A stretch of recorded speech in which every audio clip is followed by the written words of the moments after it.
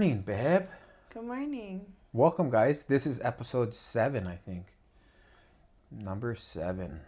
And today we're going to be talking about another little mixture of stuff. But we're going to start it out with some statistics. Do you want to read one? And Sure. I'll read one. Okay.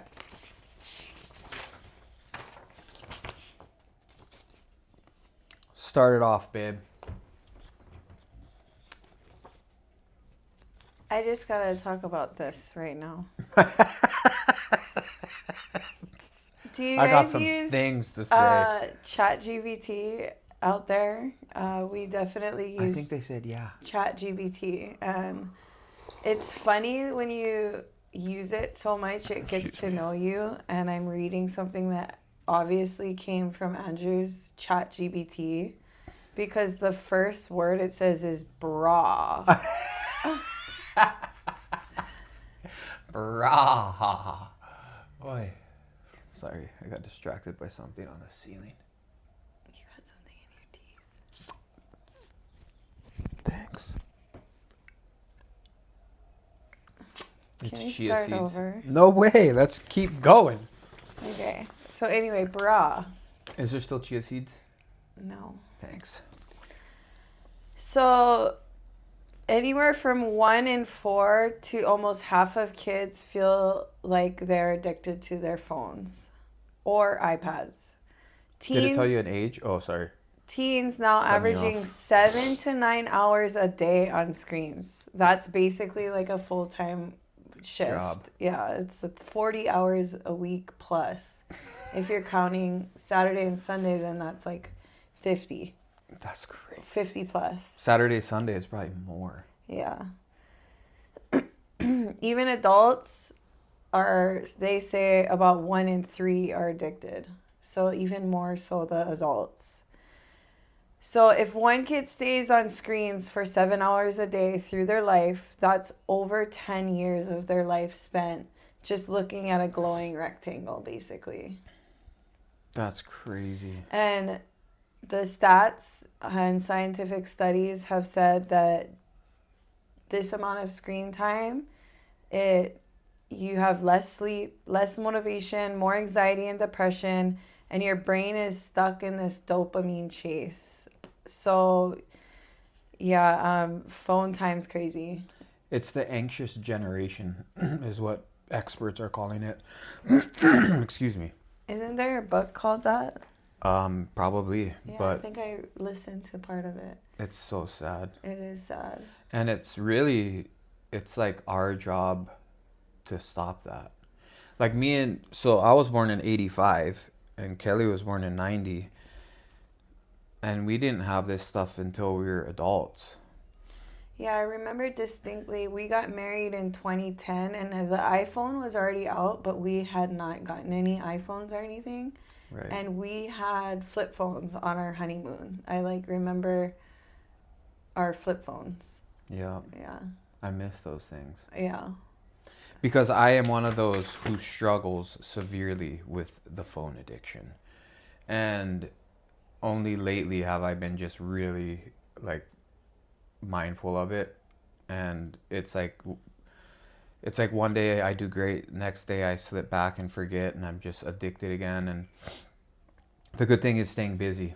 Yeah. Keeping busy will keep me off the phone. But so here's adult stats. 1 in 3, like Kelly was saying, feels that they're addicted to their and this is just those who admitted, because I'm sure there's a lot that claim they're not addicted, but they open their phone hundreds of times a day. The average adult spends 3.5 hours per day on their phone. I'd say way more than that. And plenty people way above that. Yeah. That's what it says. Most adults check their phones within 5 minutes of waking up. Let that sink in. Yeah. That means over a lifetime, many adults will spend years of their waking life scrolling, tapping, and refreshing. Just like the kids, the real damage stacks up. Worse sleep, more stress and anxiety, less movement, constant dopamine hits, frying your focus. Real talk. We're not just raising the iPad generation. We are the scrolling. We are already the scrolling generation. Phone is not the enemy.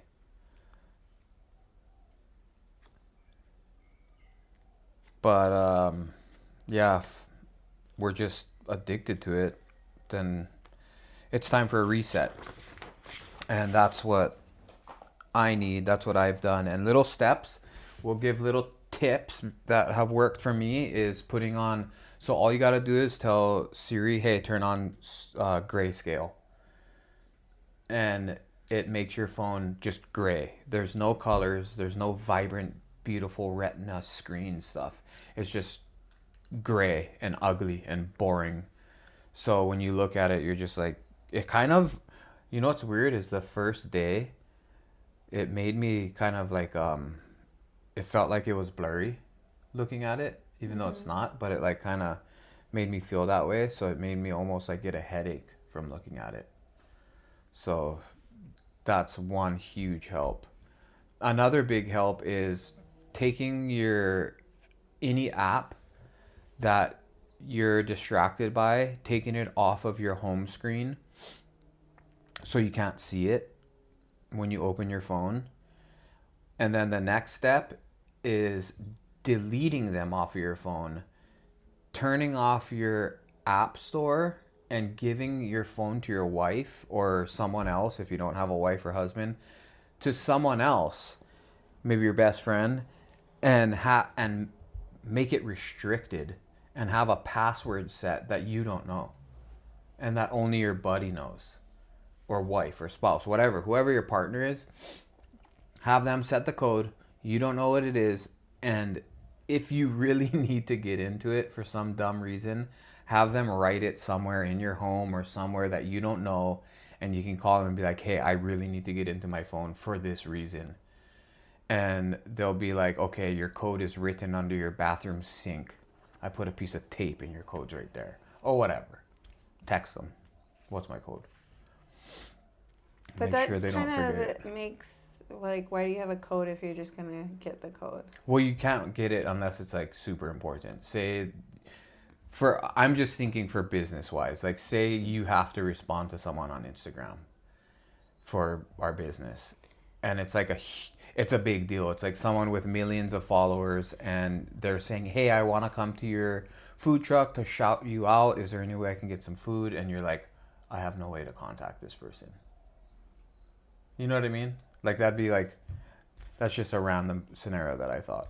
But yeah, better to not know it and not ever have access to it. But then, people are gonna I can just hear it right now. People are like, "Wow, but what if something happens and I need the password?"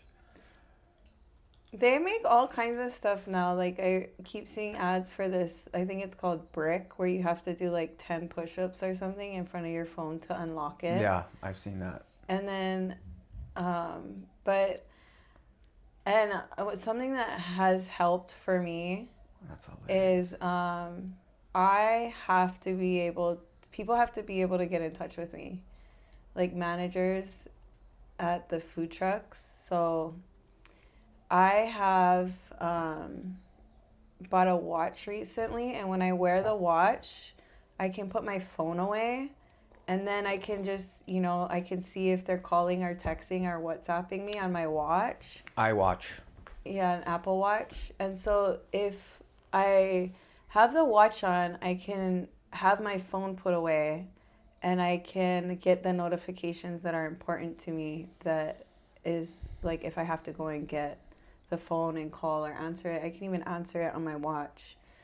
But that helps me not get distracted. And I just want to like say I feel like in life there's always something that we need to work on. Like I remember when we used to drink alcohol, it really bothered me in the end. And I'd be like telling Andrew, I really, really don't want to drink alcohol. Let's quit. Like I remember just saying it over and over again for like months when I was just finally like sick of myself drinking.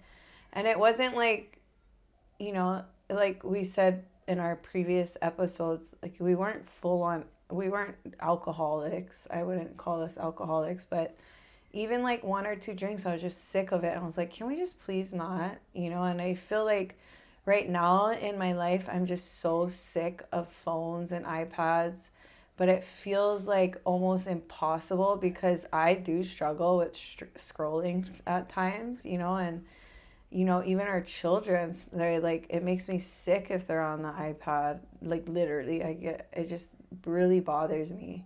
And I feel like for us and our family, like we're at that place, like we just need to stop. Like, and I wish we were, podcasters right now talking to you, like we have it all figured out. Like, we don't go on our iPads, our kids Yeah, don't do right. this. Like, Yeah. No, we're that's real. not us. And I Yeah, our hope kids that are in a on their few months that we can look back at this and say, this is what we did, and we're through this electronic addiction. That's really my hope. yeah, the alarm goes off, and looking at the statistics is like the alarm gets louder, and it makes me really convicted for letting the iPad be a babysitter at times, because that's honestly the easiest thing Oh to yeah. do when I gotta do 30 different things, and the kids are, we don't, our kids are at home, they're not at school. Yeah. Thank you, Jesus.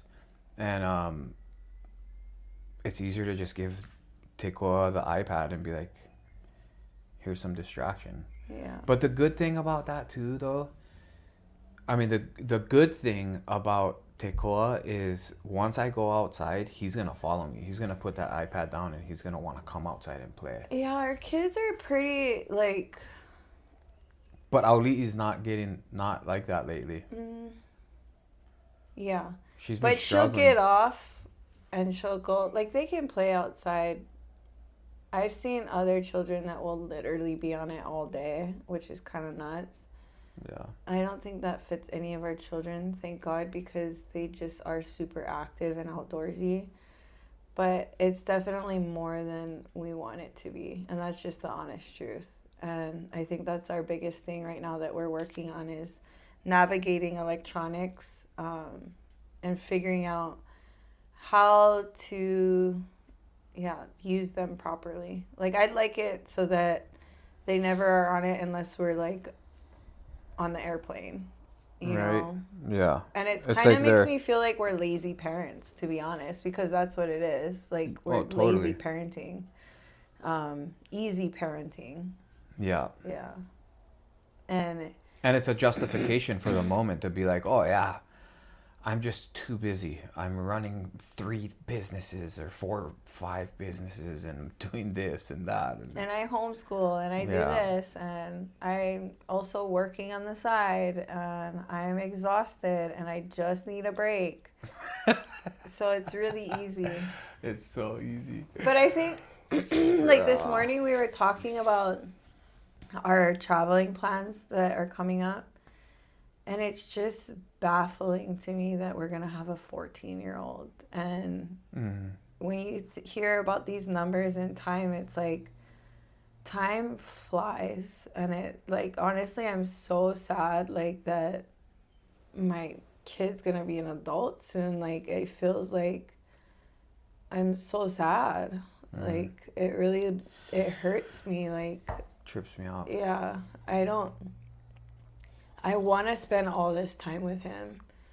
And I don't want it to be sitting next to him while I'm on my phone and he's on the iPad.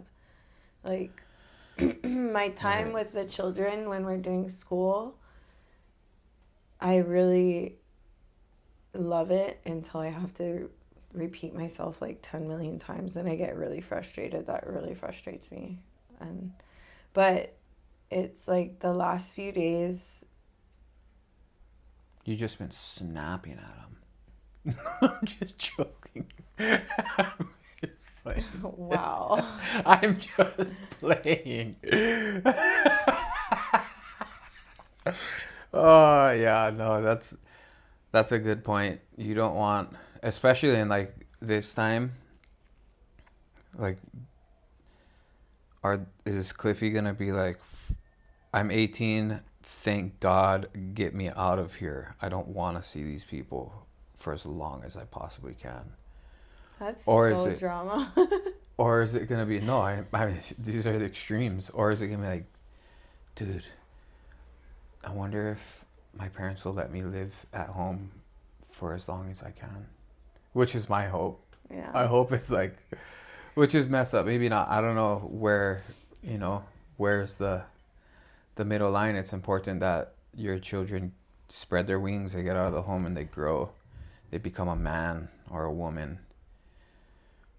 And that means to get out of your parents, from under your parents' roof. But at the same time, is that such a Western ideology or whatever norm? Because that's like probably the small percentage of the planet that does that. I'm sure majority of the world, people live together for a long, long time.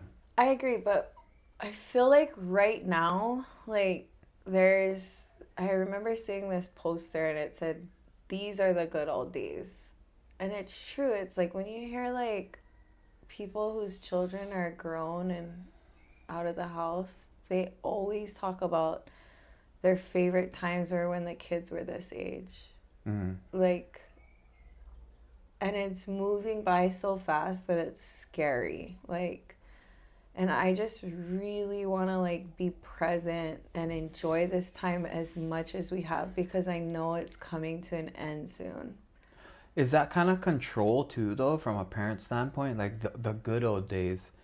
Because why can't it be the good, like always the good old days where it's like the good times of watching your children become parents and Because it's having children? different. Like, it's different. Like, Your kids are gone, they're grown, they're starting yeah, their own it's life. like not, those are going to be good times too, but I feel like, so a lot of, for some reason, a lot of people really loved college and they talk about that. Like, it's like such a great time in their life Or high school. or high school and they just like talk about that. You know, I feel like, at least for me, it's going to be like, you know, these family trips or family camping times is what I'm gonna like really look back and love in Mm-hmm. my life when I'm like on my deathbed. Like, what time is it gonna be? Is it gonna be, you know, that it's gonna stick out the most, that I'm gonna love the most of my life? And I really think it's now.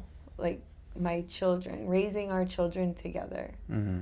is gonna be, and the moments that we have, like Christmas or like holidays with our kids.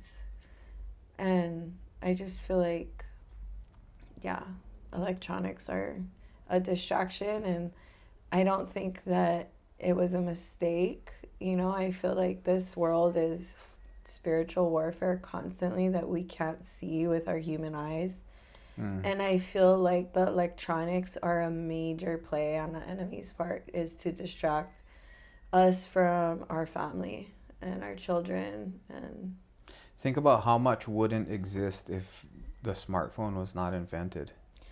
it can be such a great tool though, and it's just Totally. like AI, there's like pros and cons to everything. Mm-hmm. But I do feel like we could do better at, you know, boundaries. I agree. Yeah. Okay, next topic. No, I want to say something else. Okay, what? I was watching this video.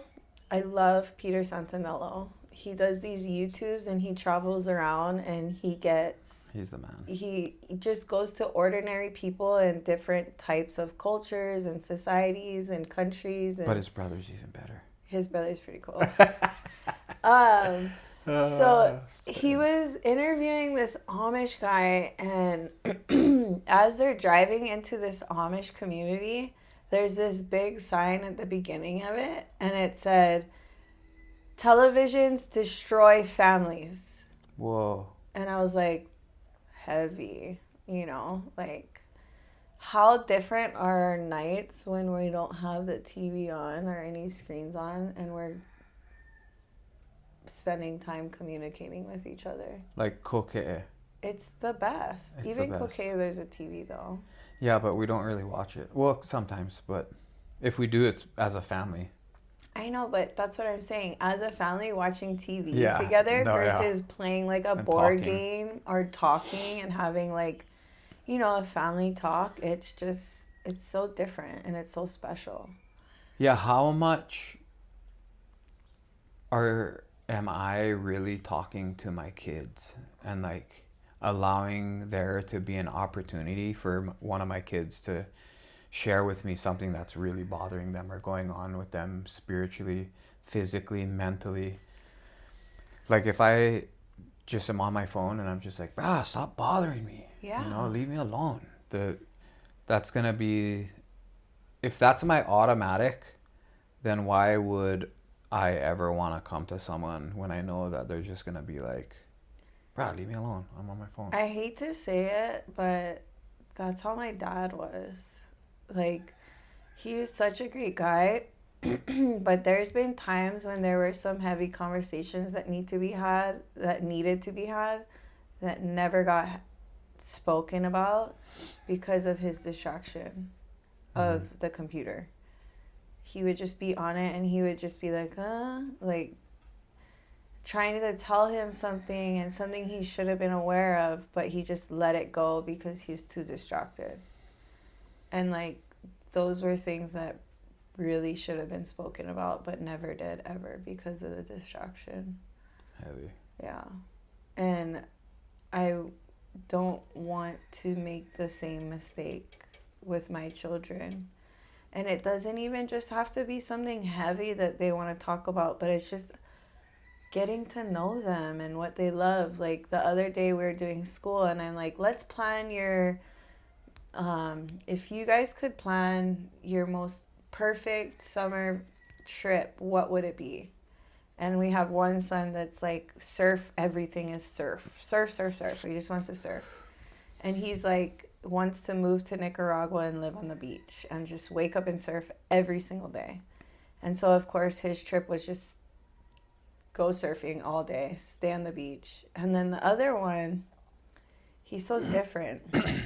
And he wants to go and buy a van and build it out to like camp with our whole family and go explore and travel and camp around the United States. Like it's just so precious, like both of them, and just being able to have conversations and hear like all the little details. Like one's like, do you think that, and it's like for both of them it's so realistic that we can do it. So I was talking to Andrew, I was like, we just gotta make it happen, like God's gonna bless it, we're gonna do both of these things this summer. And it's just like being able to hear like even the little details of their trips and what is important to them or what they would be excited about. It's just fun conversations that you can't have when you're on your phone or distracted. Totally. Yeah. And I just want to have all of those conversations and be super present. And yeah, I feel like it's an addiction that we need to work through. Yep. And And we're gonna. yeah.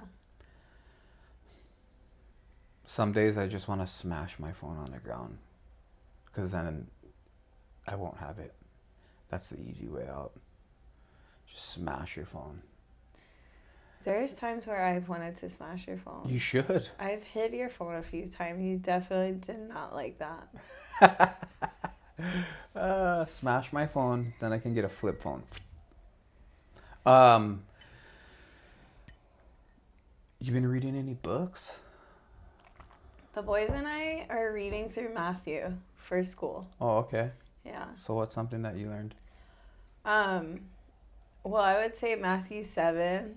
It was funny. I was thinking about it this morning. So we read together, and then I tell them what stuck out to you the most and how could it help you in your life. And we're in Matthew 7, and Jesus talks about basically judging other people before really looking at yourself, and it's about taking the speck out of your brother's eye when you have a plank in your own eye, that you need to remove the plank out of your eye. You just got a log sticking out your eye and Yeah. you're just hitting everyone with it.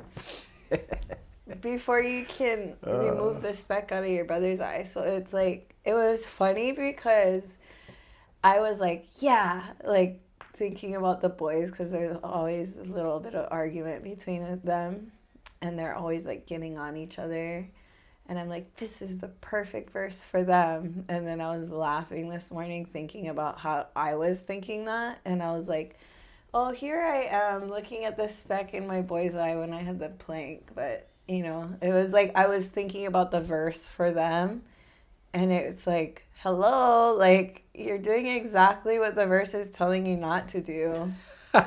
So Yeah. I feel like that was something that stuck out. But yeah, that's what I've been reading that. And I actually started listening to, I like to listen to books. Psychology of Money. It was recommended by a friend of Huh. ours. And I had started it like, Oh yeah, Jesse. yeah, a few, like a year ago. And I forgot about it. And then he recommended it. And I was like, oh yeah, I started that. So I started listening to Psychology of Money again. And it just super interesting how we all grew up with, some type of relationship, like just mirroring how our parents were with money. Yeah. And I see that so much in you and I. We're so different with money. I'm a little bit more spendy and I'm like, yeah, we could do it. Mm. And then you just like to keep and save, no spending, just like Yeah. super rigid. Like, no, like, we don't have money. We're not, like, just that's how you are with money. And that's how you were raised. And Yeah. I was raised the opposite. And it was it's like we were kind of extremes. Like, your mom was super like, we don't have money, when really she has like a major savings and like money and could have spent money more Mm-hmm. and not had that like interest. Like, it's like she kind of was like nervous with money and had to like save it, Right. and Missing couldn't let it opportunities go. too, probably. Missing major investment opportunities, couldn't let go of her money, Yeah. versus my parents who were like, yeah, like, and then we're in major debt and like, Having to sell horrible, a house. yeah, selling their big house. Like, my mom is the same now. It's just spend, no like real budget.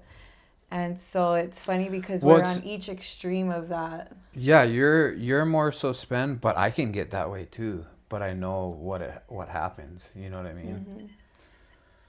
Hmm. So anyway, that's where I am in the book, is the psychology of money, is where I'm learning about how we're raised and what that does on our perception of money, and how our relationship is like shaped with money because of the way we were raised. And Mm-hmm. I just think of you and I as raised polar opposites when it comes to that. So what are you reading? I've been reading Luke, the book of Luke, and I was just reading Luke 9, and it's a trip. Well, the first part is Jesus tells his disciples, and he gives them authority over demons, and he tells them, go and rebuke demons, basically. And it's pretty trippy that that's like his first charge. Like, he's like, go do this, which it made me think, like, dang, how many people were oppressed and how many people are oppressed? Okay, when you say oppressed, what do you mean? Like, demons inhabiting them. That sounds so crazy. Super crazy. Yeah. And it But it's, doesn't sound real, no, you know. not at all. Yeah. That was Jesus's direction. He's Yeah. like, go do this. So I was just like thinking, dang, dude, there must have been a lot of people oppressed and demons attacking a lot of people for him to be like, go do this. I give you authority over it, or the area they're in, or whatnot. You know, I didn't do too much background history on it. I just read that and I was kind of like, dang. And then the flip side is, how come that's not like emphasized? For, well, okay, let me rephrase that. In our sphere of the church we attend, it's like you'll hear pastors that have never talked about, that have never seen or witnessed oppression or possession of demonic spiritualness, whatever the word is, demonic activity in a person. It's like rare. It's in yeah. our church. But on the other hand, there's like Pentecostals. Those guys are like, I feel like it's way more prevalent where they're like rebuking demons and this and that. And it can sound super crazy. Like to say that, honestly, it's just like, you just sound nuts. You do sound nuts because it's Yeah, not something that you can see. right. Yeah. But it's so legit. Hmm. And yeah, so that really, I read that and I kind of got stuck on those verses almost. And it just started making me think like, are we doing that enough? And are there people that are going through stuff that it's not like just physical? Like, is it spiritual? Most likely. Yeah, I think a lot of the times it is. And I think that you're right. For some reason, the American church or Western church, it's so, they don't talk about it and it's not like an experience. For some reason, it's like a lot of, missionaries who are going to like Africa or something, or Yeah. like some country where they're like, oh my gosh, there's like demons coming out of this lady and we're rebuking, and they have all these stories, but it's like, oh, no, no, but that can't happen in America, not Right. in our church. Yeah. Like, it's like, I feel like, especially in Western culture, that's like one of the enemy's biggest like plays Yeah. is to act like that is not reality and to downplay the reality of the spiritual realm in general. And that I feel like we kind of are people who are saying there's aliens, like they're real, like that's how Looney Toony we sound almost. No, but Uh, it's real. There's demonic spirits. They've been around since the beginning of time, mm-hmm. or since the fall of the, you Yep. know and the Bible is legit. Like, and it's true. Like, when Jesus was walking around, one of his biggest mission fields were driving demons out of humans. So let me read this real quick. He gives the 12 disciples, authority and power over demons and disease, then immediately sends them out. This point isn't just the miracles, it's that the mission of the kingdom is meant to multiply through ordinary followers, not stay centralized in Jesus alone. The disciples go out dependent on God, preaching repentance and demonstrating freedom. And then as the chapter moves on, you see a bigger picture. Peter recognizes Jesus as Messiah, but the disciples still don't fully grasp the kingdom comes through humility and the cross, not just power. By the end, Jesus is calling for total commitment, no halfway following. As for why it seems rare today, many Christians believe the authority is still there, but in modern Western culture, we tend to downplay or reinterpret the spiritual realm, and the church often emphasizes comfort over bold faith and dependence. Comfort needs to get kicked out. There should be no freaking space for that, in my opinion, What do you mean by comfort? in the pulpit, on the pulpit, coming Oh, yeah, like from watered preaching. down No. preachers Yeah. that are trying to fit in today's society and Right. culture. Yeah. Because what does that do?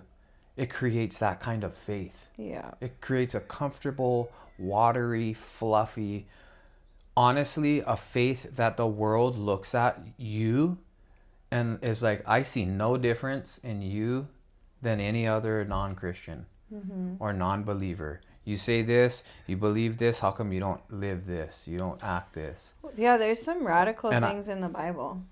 yeah. Yeah. And I'm guilty of that. I'm not saying that with the plank sticking out of my eye and not seeing it. I see the plank. I'm very open and honest about that. I'm very far from perfect.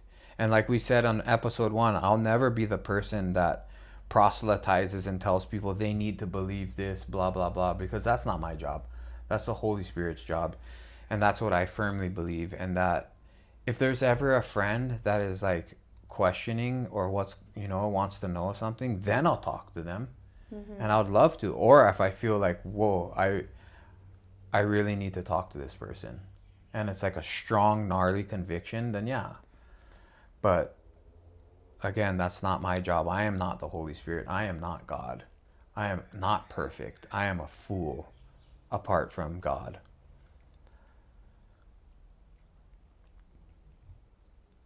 And on the flip side of that, like the but, that's not a pastor. A pastor's job is to be gnarly and speak the word. And to live by the highest standard. Totally. Yeah.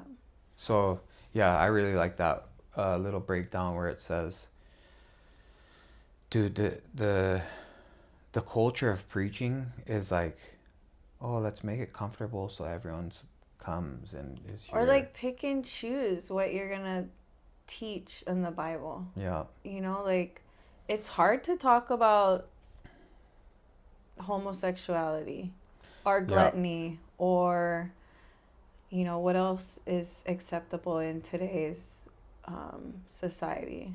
Dude, that first one, homosexuality is Or even getting married after divorcing. Like that's a gnarly sin. one. Like, or that's adultery. But nobody talks about it, and pastors are marrying previously divorced people. Like, and that's another gnarly, heavy conversation too. Like when you said homosexuality, I kind of not real, like I don't agree, but real, like foof, because yeah, it's wrong. But we have so many people that we love and know and like truly care for that are gay. yeah. And it's like, I'm not going to tell that person, you need to repent. You're disgusting. Well, that goes back to the plank. Yeah. And it correlates with when Jesus says to throw those who have no sin, throw the first stone or throw the cast stone. the first stone. Yeah, and nobody He could, and it's true. It's like uncomfortable to talk about, just like how it's uncomfortable to talk about the distraction of electronics in our family, you know, or our previous, you know, alcohol or drug use. Like all of those things are uncomfortable. No human is perfect, but it doesn't mean that you shouldn't talk about it and strive and check yourself or your spouse, who's your accountability partner for life, you know, and like, so yeah, I mean, we have friends that we love that are, you know, gay or lesbian, but we also have friends that are overweight and gluttonous, you know, and we have friends who are divorced and remarried. Like, I don't know. Or liars or thieves or... Yeah. All of them. Yeah. You know? And Jesus even goes so and no deep. sin is, you know, well, unless it's a sin against your own flesh. But like, sin is sin. Yeah. Sin is sin is sin is sin. It don't matter, bro. Yeah. The guy lusting is no less a sinner than the homosexual. And that homosexual is no less a sinner than the glutton. And is no less the sinner of the greedy. Like all of those are on par. Even Jesus says to, you know, it says not murder, but even if you hate, you've committed murder. In your heart. Yeah. So it's like... Yeah, it's like, no joke, just check yourself on every aspect. Yeah. It's a gnarly one. Yeah. Well, I'm so excited for next week's episode. Yeah, it's going to be a good one. It is. Yeah, we're trying to get some guests on. And it'll happen. Yeah, it will. It'll be fun. Yeah. Okay, guys, thank you so much for watching. Have such a great weekend. Aloha.